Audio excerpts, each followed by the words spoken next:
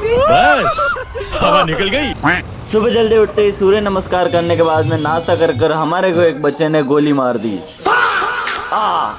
फिर फटाफट निकल गए ऑटो लेकर गोडाउन की तरफ, क्योंकि इसके ऊपर डोर लोड करने थे। फटाफट डोर लोड करने के बाद में हम लोग आ गए दुकान पर। 2 मिनट बैठने के बाद में हम लोग निकल पड़े ग्लास फिटिंग के लिए। जहाँ जाते ही पहला ग्लास फिट करते ही हमारे से कांड हो गया। देखो भाई, क्रैक आ गया। हमारा तो किस्मत ही खराब है, नुकसान तो हम साथ में लेके घूमते हैं। फिर जैसे तैसे उस क्रैक को छुपा कर हम लोग निकल गए दूसरी जगह फिटिंग करने के लिए, जहाँ फटाफट जाते ही फिटिंग कर लिया। ये पहले वाली साइड का टूटा हुआ ग्लास हम लोग चिपका के आए थे। बिना किसी देरी के टाइम पर हम लोग आ गए दुकान। हो लंच टाइम हो गया था, इसलिए निकल पड़े घर पर लंच करने के लिए। टाइम पर लंच कर वापस आकर हम लोग निकल गए गोडाउन की तरफ, जहाँ थोड़े डोरा लोड करने थे। आधे डोर लोड कर दिए थे। पेन ना लाने की वजह से इतनी कंफ्यूजन हो रही थी इसमें, इतनी तो अपने एग्जाम में भी नहीं हुई।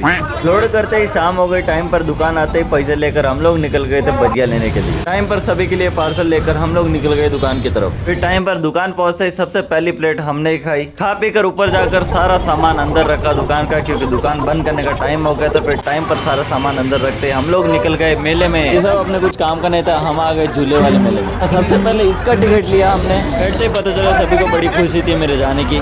जिंदा बाहर निकला तो हम आ गए जाइंट व्हील में, जहाँ ये सब हुआ। बस हवा निकल गई।